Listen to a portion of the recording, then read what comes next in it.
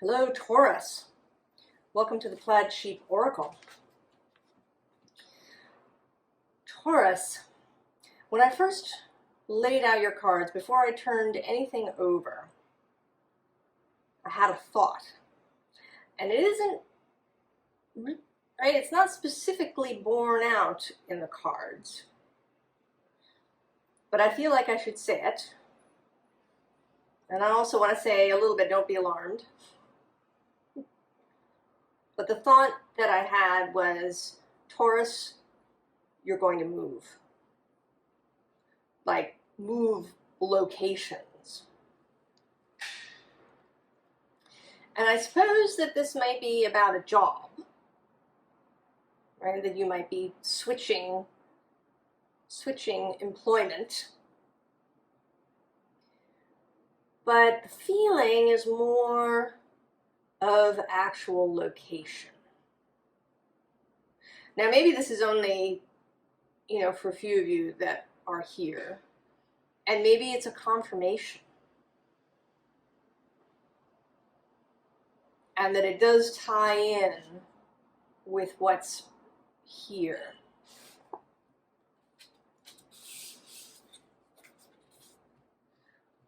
So first is this insight card.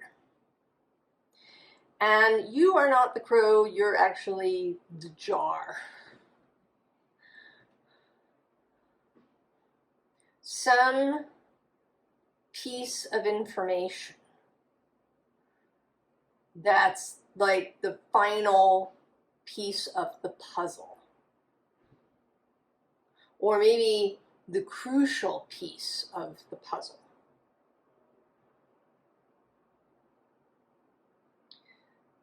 Is going to arrive. It may have already arrived, but I think it hasn't.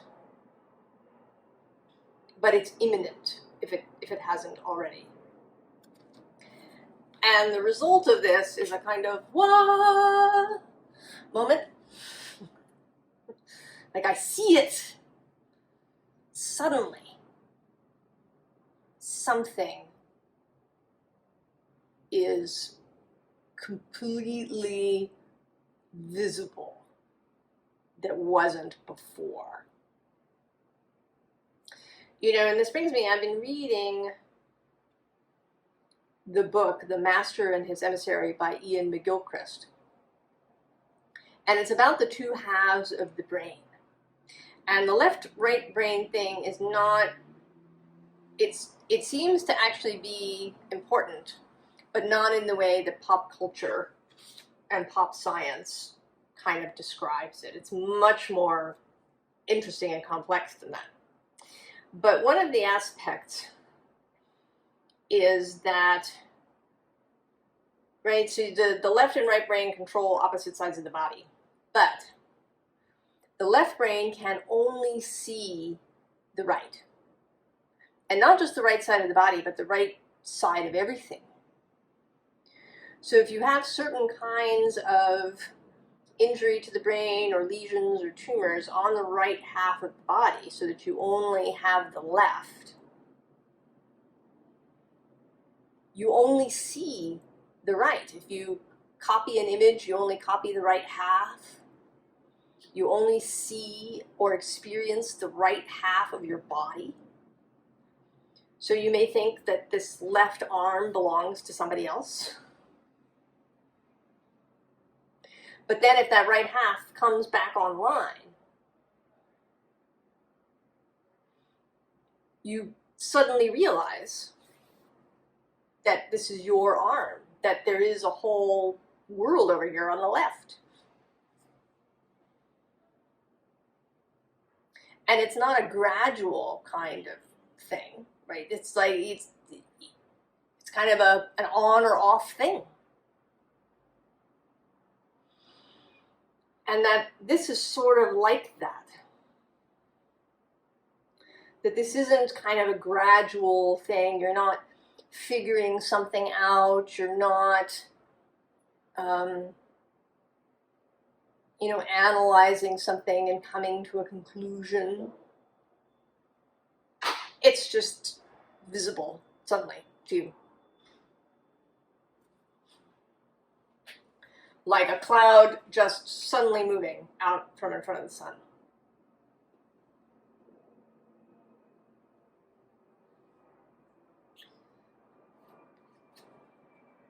And so we have this Eight of Wands. Once you're lit up, once you have seen this,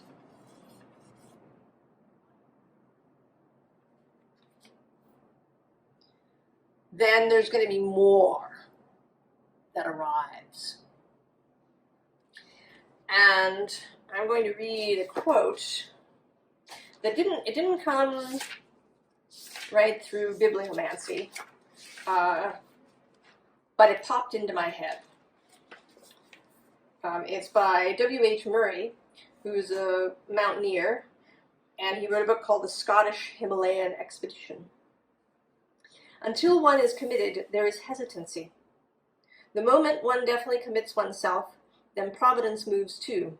All sorts of things occur to help one that would never otherwise have occurred.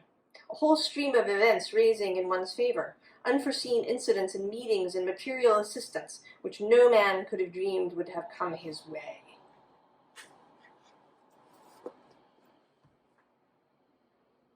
So that's what this is like. Although it's not so much about commitment as it is about insight or revelation. And on the bottom of this deck is the Fool.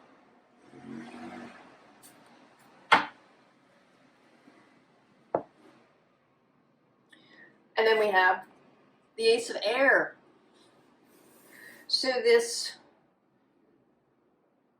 revelation, this realization, actually, I think, is the better word.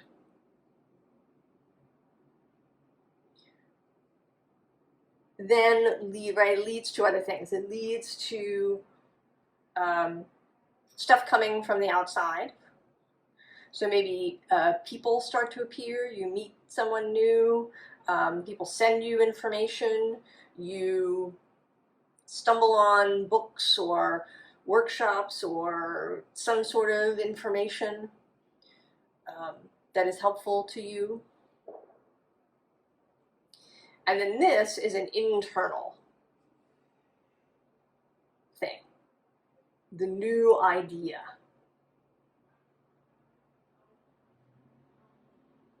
The new idea. And previously, where you might have been pulling against yourself, that's going to stop. Where you've been in some kind of struggle with yourself. This is technically the balance card in this deck, the Hanged Man position. But today this feels like a struggle. These two octopuses pulling against each other. That is going to end. And there will be unity. So we go from this kind of separate arrangement to this yin-yang symbol that is unified. And this is the Ace of Discs, the Ace of Pentacles. So that's two aces now. You have several here in this reading.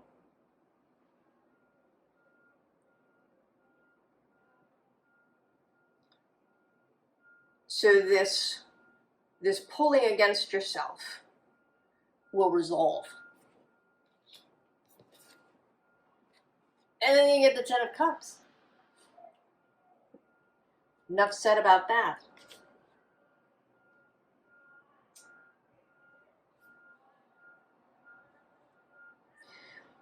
Now, this does mean, of course, that things are going to change for you. But Taurus, I think Taurus really only has, or primarily has, difficulty with change when it's being imposed from the outside. And this is internally generated. This is you coming to the conclusion that you're, or seeing. Right? I want to stress this notion of there not being a process, that this is not like a curve or something gradual. It's like this light got switched on right in the center of your forehead.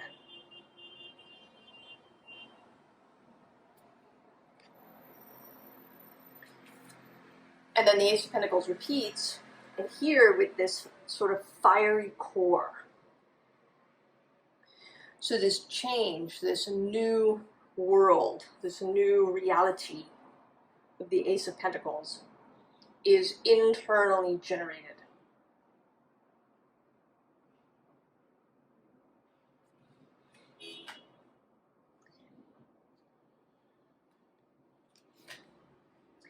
And then there's these two characters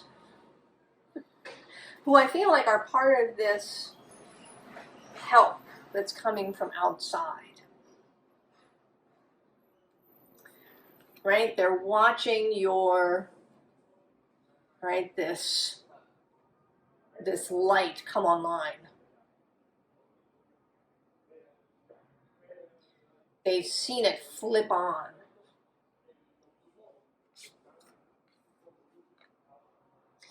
And the unicorn, of course, calls to mind spirit and magic and source. Possibly impossible things appearing. Assistance and resources and people that you could not have imagined, even if you have a very fertile imagination.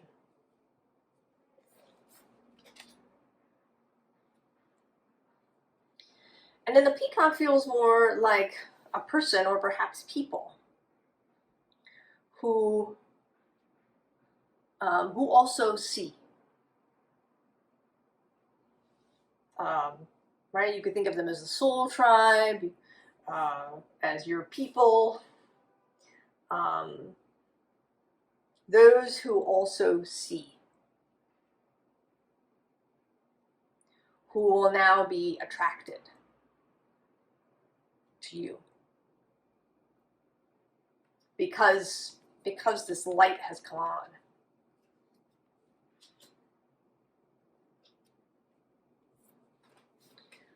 This scorpion light, the light of action.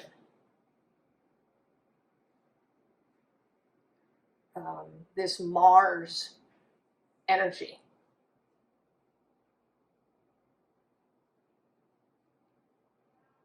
That is coming online.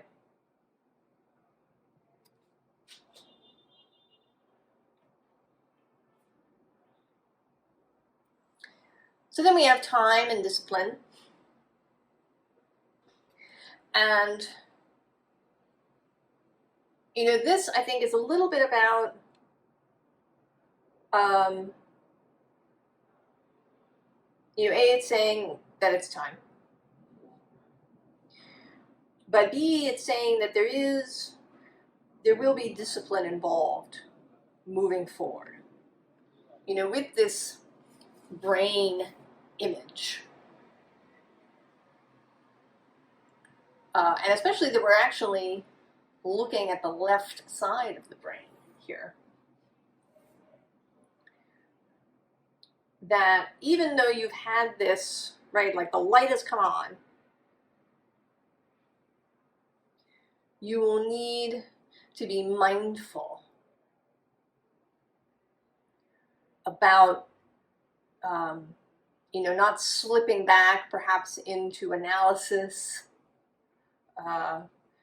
you know, one of the differences between the right and the left in this book is that the right sees things as a whole, and the left kind of pulls things out to examine them individually. So it sees things out of context, and often in an abstract way. And this, of course, is useful. There are uses to this.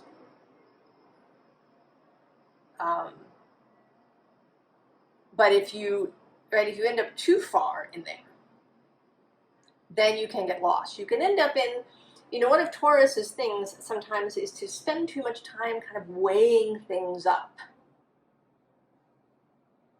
You know, making a list perhaps of pros and cons, you know, should I commit to that? Should I, you know, spend the money on this, you know, big thing? Maybe I need to figure out which of these, you know, appliances is exactly best for what I need, and, you know, researching the whole thing, and, right, getting caught in inertia around this stuff. And that's, right, all of that is sort of a left-brained over-analysis thing. Right, to lean more into the fully embodied self of Taurus, the Venusian Taurus self, the Empress Taurus self. And then, of course, magic. If you're somebody who does magic, who does spell work of some kind, this may be about that. About, like, something will come online about that. Or this can be simply allowing more for magic. Not trying to figure things out. Not trying to know in advance.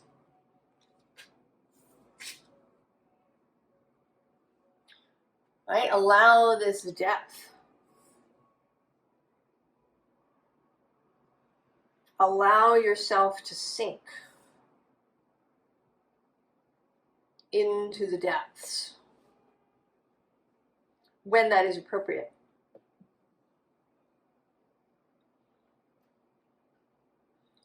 Feel your way.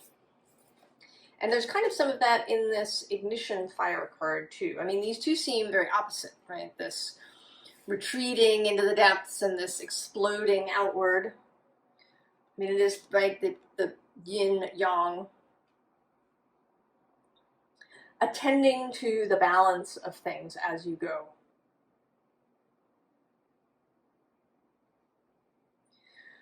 Knowing that both halves of being,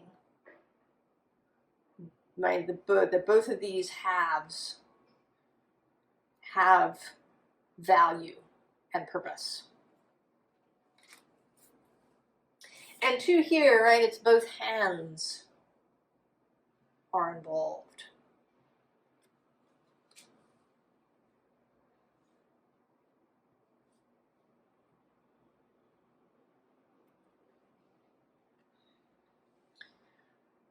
Four of Cups. Now this is another energy that, right, it depends. There is an absolute usefulness if you spend time dreaming, or maybe you spend time really focusing on some particular thing. But if you get lost in either of these, then, right, we have the devil underneath.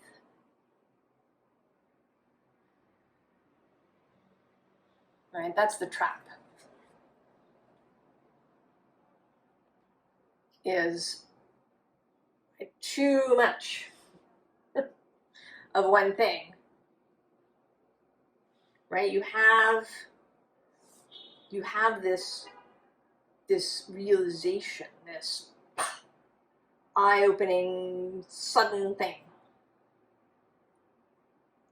and help is on the way. Resources, people. And they may or may not have anything to do with the insight itself. It could just be that this insight allows for a completely different worldview and a completely different stance towards the world, right? And that changes the vibration, which then changes what is attracted to you and what you can see and what can come into your sphere. So what, right? This I feel like this, right? This realization, this sudden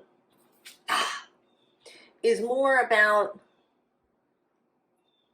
right, like who you are or how you are in reality, and not, you know, how the universe works.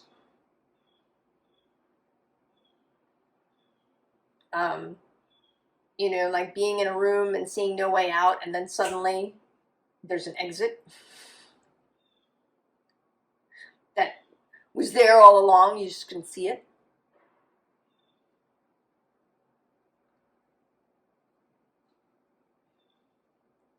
So that's right, that's really what this reading is about. Not so much where you're going to go from here. Now at the bottom of this deck, I'm going to show you 3 cards. We have the Knight of Pentacles. Some lovely earthiness and action-oriented earthiness.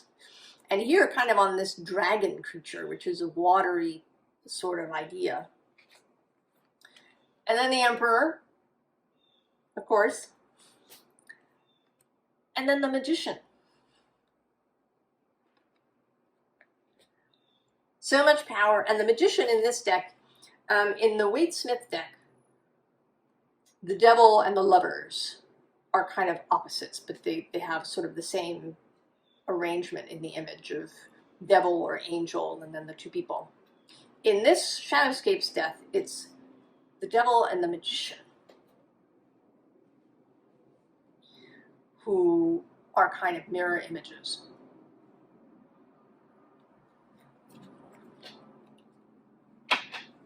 So understanding the universe, not being held back by a misunderstanding.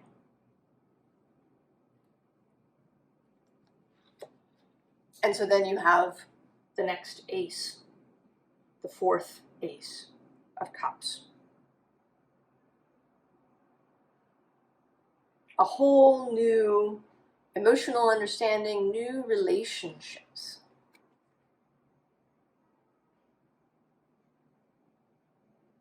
And new ways of being in relationship to those who are already there.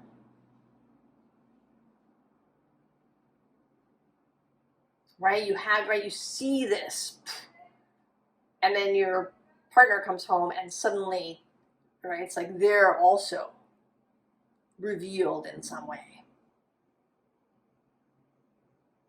that you've never seen before. And you can engage with them in a way that you never have before.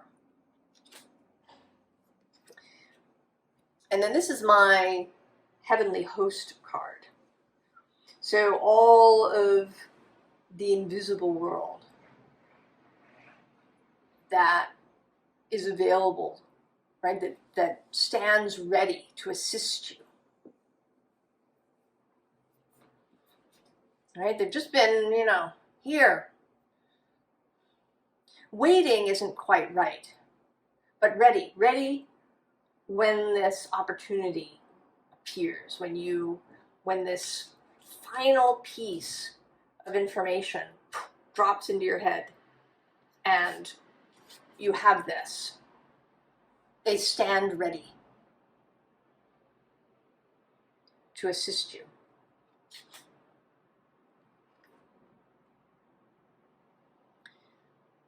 And then you kind of become the Hanged Man.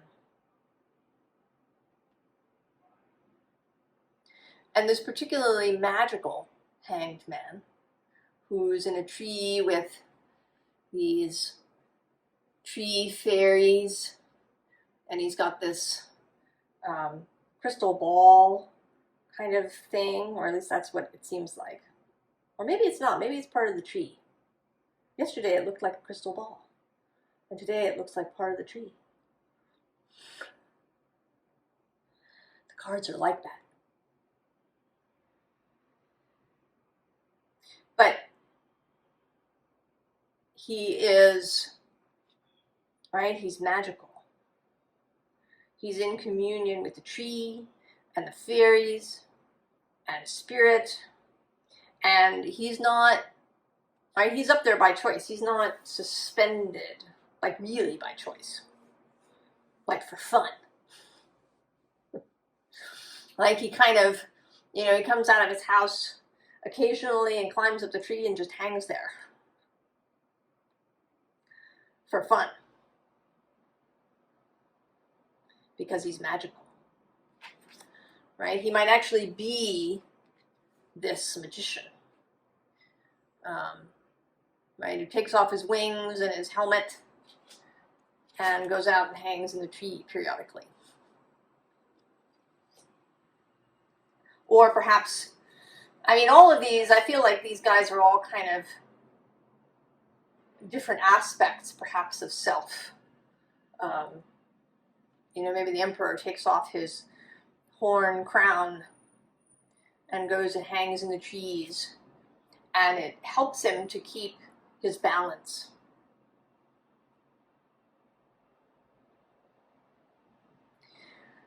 Because moving about in the world, even when you know these things, even when you are in alignment,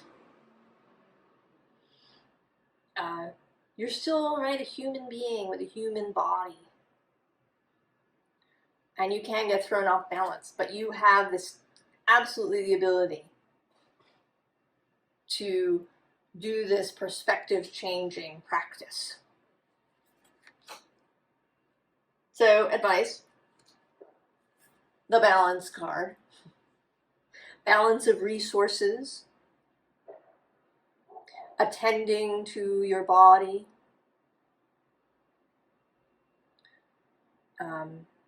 this is a Taurus card, the Six of Pentacles.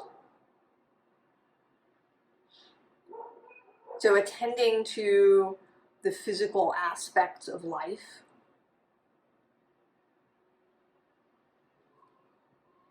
But with the Queen of Wands below, I want to say not thinking of these things as drudgery, perhaps, but finding ways to be inspired by these worldly things, by the food, by the clothes, by your home, by aspects of your body, your body's ability to do stuff, whatever it may be for you.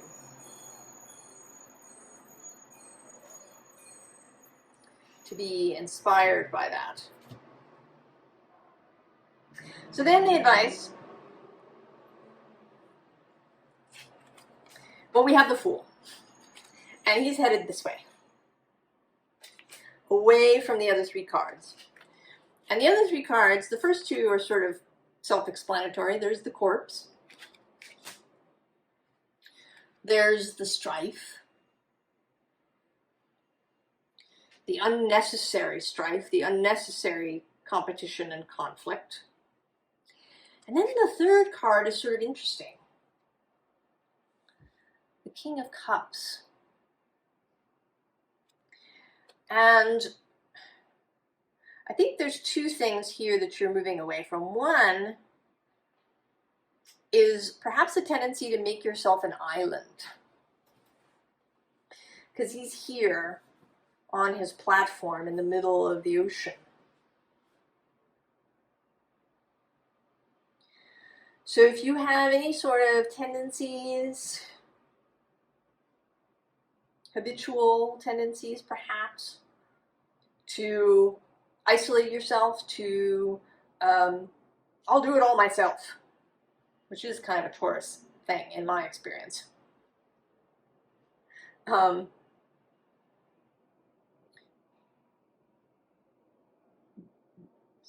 Stay away from that. The other thing is that there's a different deck, this deck here, the Field Tarot, where the keyword for the King of Cups is control.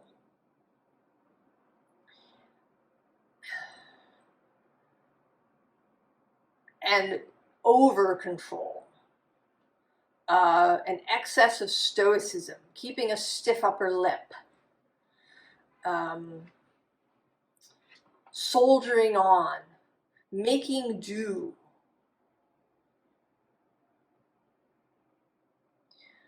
All of these kinds of ideas, leave those behind too. Any sort of excess control.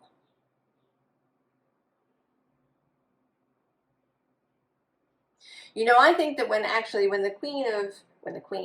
King of Swords is really balanced, that this water would kind of be lapping over the sides, right? There would be little waves that would lap over the sides and over his feet, right? He wouldn't be immersed in water, but he would be in touch with it.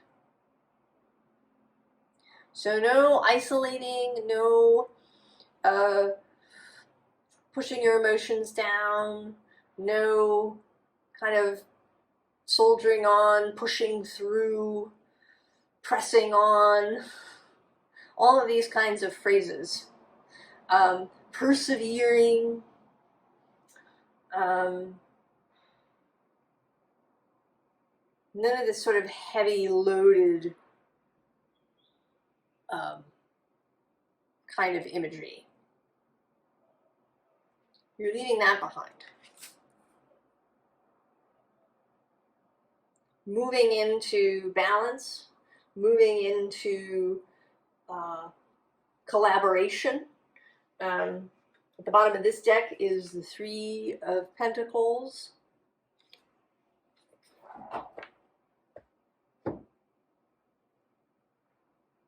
And there's these peacock people and the host.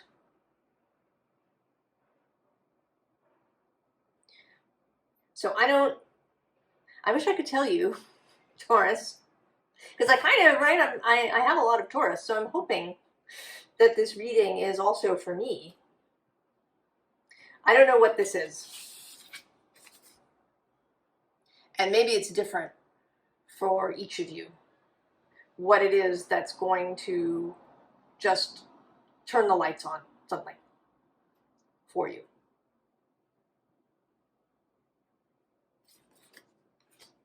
But when that happens, everything will change. And there'll be all sorts of incoming stuff and people and ideas. And you will be best served to be mindful of balance, to be to really hold yourself in the way that Taurus does, right? Nobody holds you quite the way a Taurus can hold you, literally and figuratively. I mean, Capricorn, kind of, but Taurus is really, right, the earth herself. So hold yourself this way, Taurus. And this is the Green Man. Right, there are other cards that I have that could have shown us this kind of revelatory thing. But this is the Green Man. Very much a Taurus energy. A beautiful, gorgeous, sensual, expressive, fun energy. right? The green man is filled with laughter and flowers.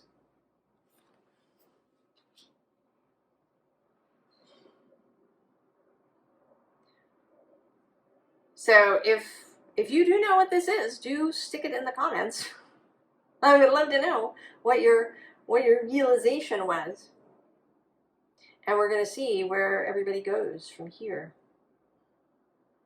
I wish you all the very, very best, Taurus, and I'll see you next time. So long.